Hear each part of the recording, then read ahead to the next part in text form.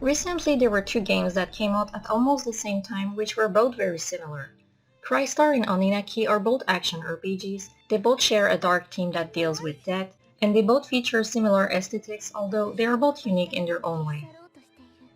If you don't have the money for both but crave a new action RPG, I'll try to list a few points to help you decide which you should get, depending on your taste. One thing to note before I get started is that both games were worked on by a Japanese game developer called Gemdrops, which worked alongside Square Enix Tokyo RPG Factory, so that might explain why they feel similar. For starters, they have very different tones in the way they tell their stories, but both touch the theme of death and loss. Crystar has a more light-hearted way to approach the subject, although it has some surprisingly very dark and depressing moments. One reason to that is that Crystar's characters are very anime-esque, bursting with emotions and stereotypical personalities. There's the cute little girl with the high-pitched voice, the mysterious cold and strong warrior girl, the faithful friend with a dark past, and the sad but confident protagonist who is looking for a dead sister. At times the game almost feels like reading a manga, which isn't a bad thing. The story and characters are definitely Crystar's strength if you're looking for a sad but entertaining storyline with cute characters. On the other hand, Oninaki is far more down to earth in the way it tells its story. Unlike Crystar, the characters are very serious and don't have that comedy relief aspect. It's a more straightforward quest with a lone protagonist who helps lost souls move along as he goes through his own quest, living through grief and death along the way. Despite the chibi characters, Oninaki is also very dark and depressing, and it feels more like a poem to life at times. The story is a lot slower and melancholic than Crystar, and depending on your taste, it may even feel a little boring. Both games have very moving stories, but Crystar's character interactions definitely made things more fun. However, if you're in the mood for something more deep, then you may prefer Oninaki, as Crystar's characters do feel a little bit over the top, which takes away some of the plot's seriousness. Gameplay-wise, they both play very similarly, with a tap of a button to attack enemies and many special skills. In Crystar, you can switch between 4 different characters, with 4 different combat styles. It's essentially a button masher as you'll be walking around the dungeons beating up enemies to level up and earn new skills.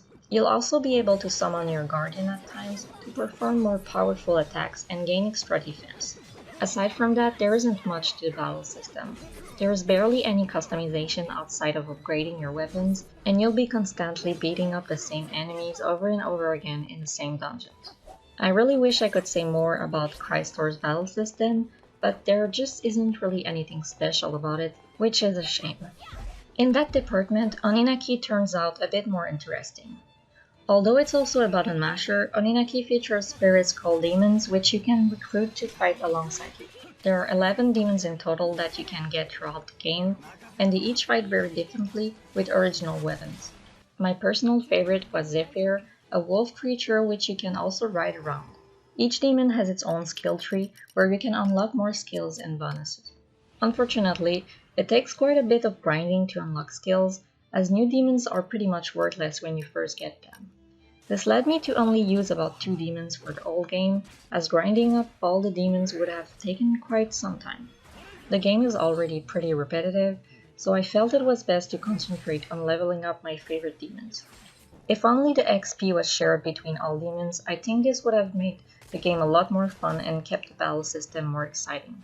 Sadly, as it is, both games suffer from repetitive gameplay. Crystar feels the most monotonous between the two, as it's more of a dungeon crawler and its battle system doesn't really have anything exciting to offer. In Crystar, you are wandering around Purgatory, which has the appearance of a surprisingly pleasant looking dungeon with many paths and many levels. You'll spend the whole game in that same dungeon, although each floor has a slightly different look and colors, it's always pretty much the same. There is almost no variety to the enemies either, which as a whole really adds up to the repetitiveness. In between each chapters, you'll return to your room to upgrade weapons, and then go back to the dungeon and rinse and repeat. Thankfully, the graphics look very nice, and they have a very vibrant and colorful look with a unique style. The visuals, characters, and story were pretty much what kept me going when the gameplay felt redundant. Oninaki is also pretty repetitive, but since you're actually on an adventure exploring different areas, there is more variety to the game. Your character also has the ability to switch between the living world and the world of the dead, so that's pretty interesting. Although, there isn't really much to do with it. You can find treasure chests in the dark world that you can't see in the light world, and the enemies are slightly different, but that's pretty much it.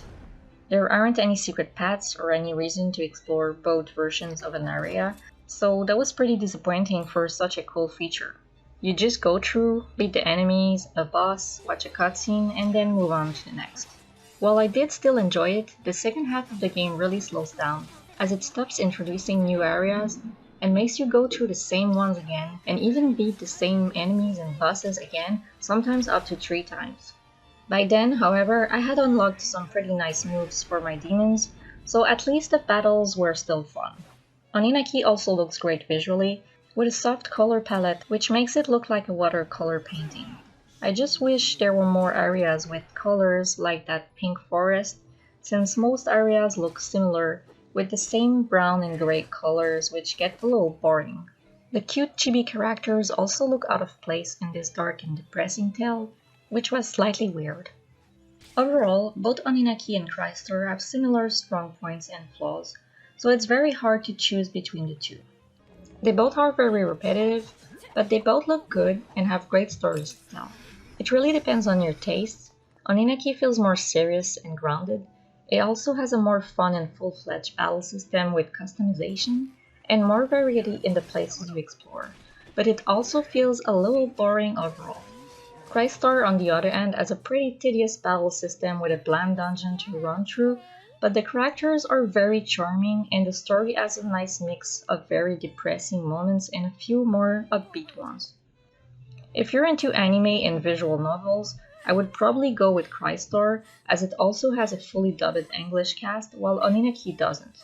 But if you're looking for a more traditional RPG quest with some original ideas, I would go for Oninaki. In the end, it's up to you. I personally enjoyed both of them despite their flaws for different reasons, but I would probably wait for a price drop, at least for one of them. I need to work harder.